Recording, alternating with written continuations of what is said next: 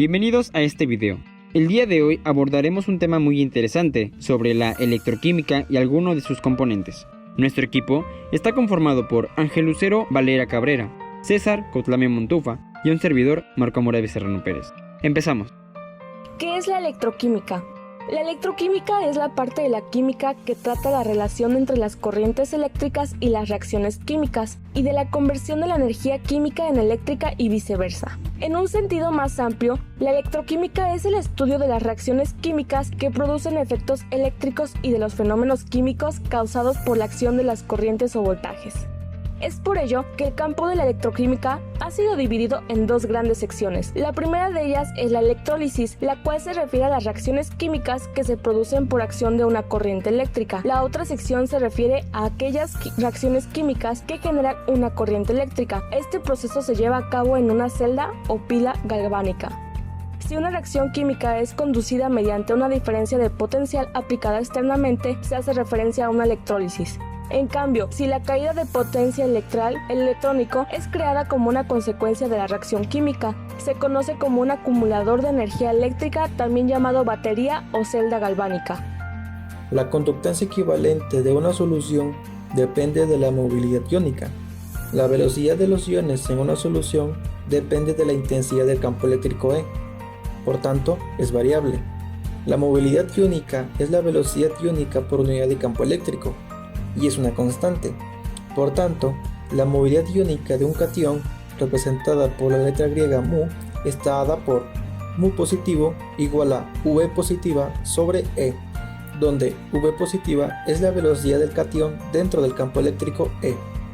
La movilidad iónica tiene unidades de centímetro por segundo menos 1 sobre volts por centímetro menos 1.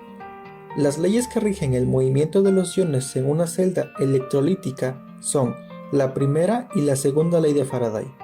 La primera ley de Faraday establece que la cantidad de sustancia depositada al paso de una corriente eléctrica es proporcional a la cantidad de electricidad que pasa por la disolución, es decir, M va a ser igual a K por Q y va a ser igual a K por I por T, donde M es la masa depositada en un electrodo en gramos, Q es la carga en coulombs, I es la intensidad en amperios y T es el tiempo en segundos. La segunda ley de Faraday afirma que para una cantidad eléctrica determinada, la cantidad de sustancia depositada es proporcional a su equivalente gramo. Para que se deposite un equivalente gramo de un elemento, se requiere una carga de 96.500 coulombs. Este valor se conoce como la constante de Faraday.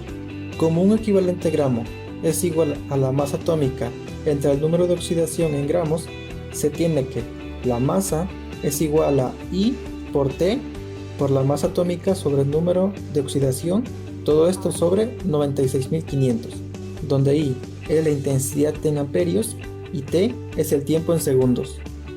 Una reacción redox es una reacción en donde hay un intercambio de electrones, en donde una especie se oxida y otra se reduce. En las celdas electroquímicas, en el ánodo tiene lugar la oxidación y en el cátodo la reducción. Por el cable conductor se mueven los electrones y por la disolución los iones, generando energía eléctrica si se trata de una celda galvánica o una reacción química si se trata de una celda electrolítica. Métodos experimentales para diseñar una celda electroquímica. Hay dos tipos fundamentales de celdas y en ambas tiene lugar una reacción redox y la conversión o transformación de un tipo de energía en otra. Tenemos a la celda galvánica o celda voltaica. Transforma una reacción química espontánea en una corriente eléctrica como las pilas y baterías. Además, una celda galvánica o celda voltaica consta de dos semiceldas conectadas eléctricamente mediante un conductor metálico y también mediante un puente salino. Cada semicelda consta de un electrodo y un electrolito. Las dos semiceldas pueden utilizar el mismo electrolito o pueden utilizar electrolitos diferentes. Las reacciones químicas en la celda pueden implicar al electrolito o los electrodos o una sustancia externa, como en las pilas de combustible que pueden utilizar el hidrógeno gaseoso como reactivo. Ahora bien, en una celda voltaica completa, las especies químicas de una semicelda pierden electrones, a lo cual se le llama oxidación, hacia su electrodo, mientras que las especies de las otras semiceldas ganan electrones, a lo que se le denomina como reducción desde su electrodo. Ahora vamos a hablar sobre la segunda, que es la celda electrolítica. Transforma una corriente eléctrica en una reacción química de oxidación-reducción, que ésta no tiene lugar de modo espontáneo. En muchas de estas reacciones se descompone una sustancia química, por lo que dicho proceso recibe el nombre de electrólisis. También se le conoce como cuba electrolítica.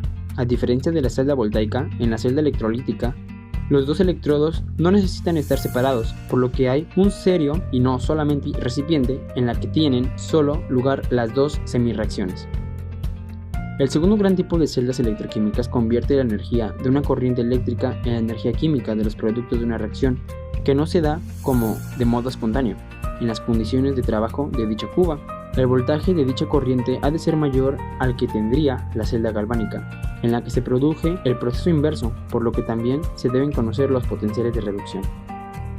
Factores que evitan la corrosión.